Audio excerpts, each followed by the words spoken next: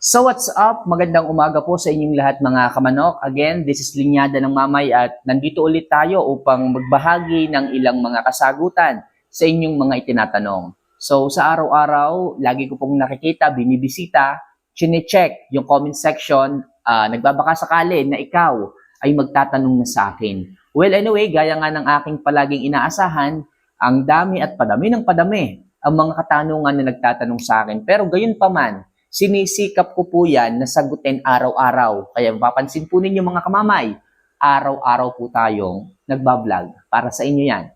Okay? So wag na po natin to masyadong patagalin at simulan na po kaagad natin ang sagutan sa inyong mga bawat katanungan. Okay? So ito po yung mga comments po ninyo. Galing kay John Patrick Bayola. Idol, lumiliit nga kapag back to mama.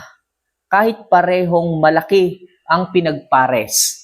Yes, mga kamamay, ganun po talaga ang breeding. Once na ini-inbred po ninyo ang isang manok, anong ibig sabihin ng ini-inbred?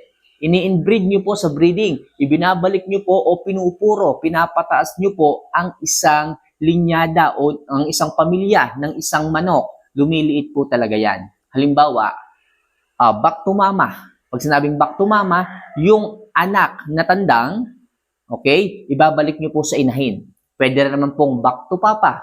Yung aanakin naman na inahin, ibabalik nyo sa tandang. O kaya naman, brother-sister breeding. Yung magkapatid, yung anak na tandang at inahin, yun po ang ibibreed ninyo. Lumiliit din po ang napuproduce. At yan po ang palagi kong sinasabi sa inyo. Kailangan may mataas kayong standard sa pagpili ng inyong mga breeding materials na gagamitin, lalo na kung inbreeding ang inyong gagawin. Okay, piliin nyo yung healthy. Piliin nyo yung magaganda ang sukat, magaganda ang pangangatawan, balansyado. Minsan, sa pag-i-inbreed, hindi lahat napapakinabangan.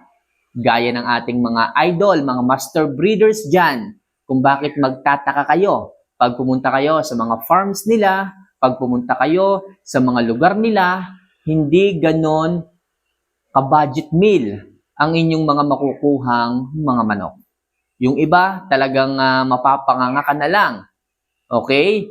Sa taas ng presyo. Ganun po talaga. Ganyan po ang talagang totoong breeder. Pinapahalagahan ang bawat proseso ng kanyang ginagawa. Hindi lang siya breed ng breed, hindi lang siya basta mumai-breed, basta magkasisiw is okay na. Ang kanya talaga is may pattern. Ang kanya talaga ay may sinusundang proseso. Kaya mga kamamay, pagdating sa breeding, mahalaga na meron kayong standard sa pagpili ng materyales. Alright? So next question muna tayo. Ito naman po galing kay JJ Orge. Ayan, kamamay sa breeding. Paano magpalabas ng apo para ibalik sa lola or lolo niya? Okay, so pagka ganito po, halimbawa magbabalik po kayo ng apo sa kanyang lolo at lola, ganun din po. Mag-breed ka muna ng halimbawa ay ito, tandang at inahin. Yung aanakin nila, yun po ang anak. Okay? Tapos, pag ibinalik mo po sa, halimbawa sa papa, halimbawa yung anak nila is inahin, binalik mo po sa papa, sa tandang, yung aanakin po nila, okay, nung ama at nung anak, yung aanakin po nila, apo na po yun. Yun pong anak noon, yung anak po ng anak, nung tatay at nung anak niya, yung aanakin apo, yung apo po ang ibabalik niyo po ulit sa tandang. Ganun lang po kasimple ang breeding ng back to grandpa. Okay, pero expect nyo po na talagang sa pagbabalik-balik po ninyo ng prosesong ganito, back to papa, back to grandpa, tapos kung ano pa man, okay, yung anak nung anak nila, babalik nyo ulit, yung anak nung anak nung anak nung anak nila, ibabalik nyo po ulit. So talagang mag-expect kayo dyan ng napakaraming deformities, ng napakaraming, alam mo na yun, hindi balansyadong sistema. What I mean is, hindi balansyadong mga breedings. Marami po talaga kayo diyang itatapon. Marami talaga kayo diyang mai-encounter na, alam mo yun, hindi maganda ang bone structure, yung mga paa kabig na ganyan, yan po ang downside ng inbreeding. Okay? Kaya yung ibang mga farms, inaalam po muna nila kung dapat ba nilang gawin ang inbreeding na ganito. Ano ang purpose ng inbreeding na ganito. Sana kamamay makatulong ang simpleng idea lang naman. Idea lang naman to kung paano natin maibabalik yung apo papapunta doon sa kanyang lolo o kaya naman is lola. Alright? So next, question muna tayo. Okay.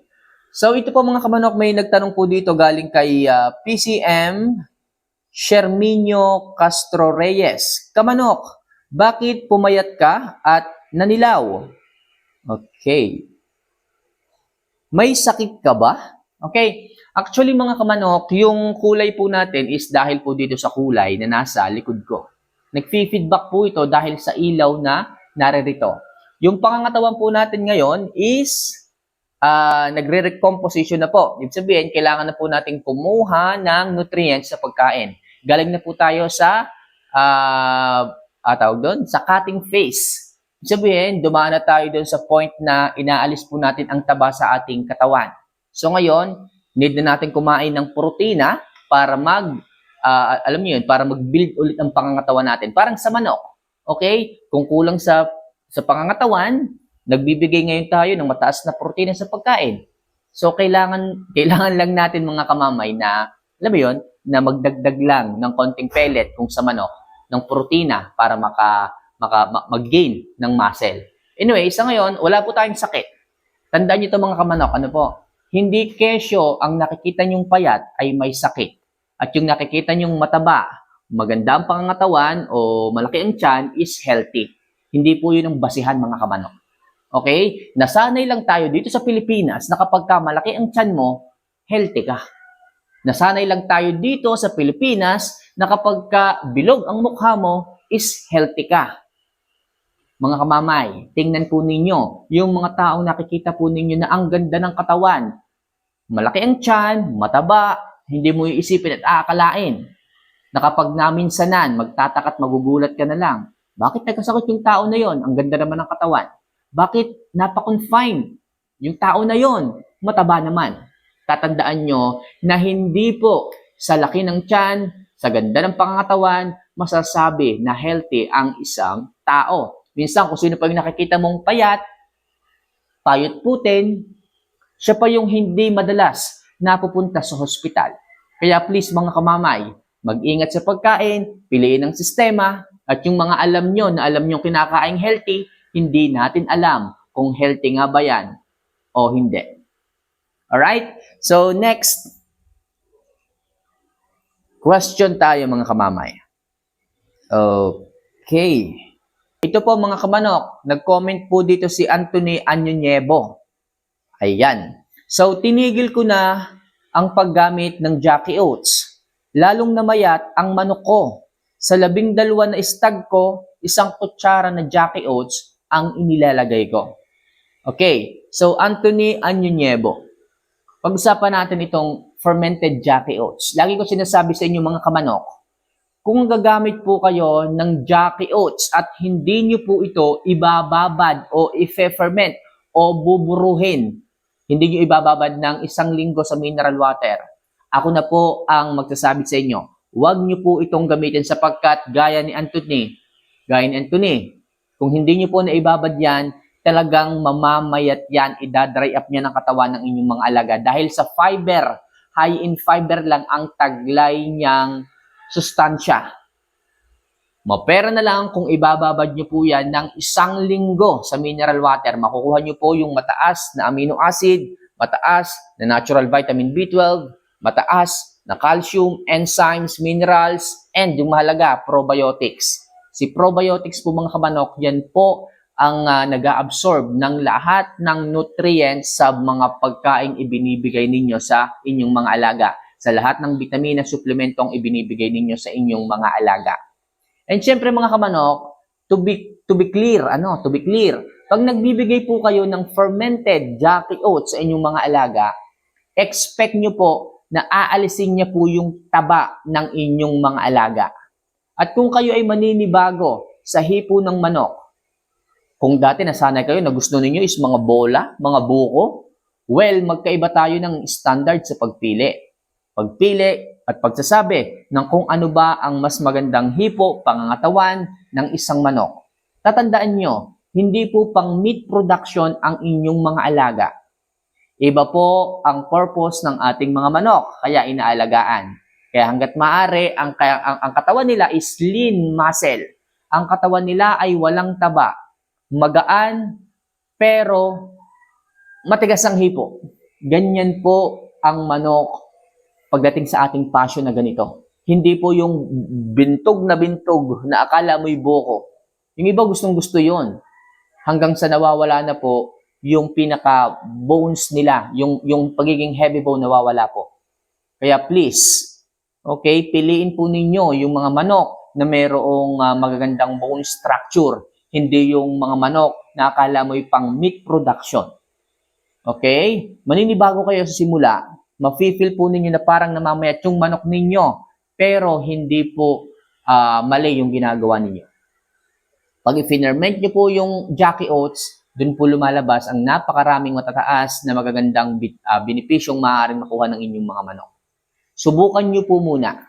Subukan nyo pong tingnan ang done step bago nyo sabihin na hindi maganda ang fermented Jackie Oats.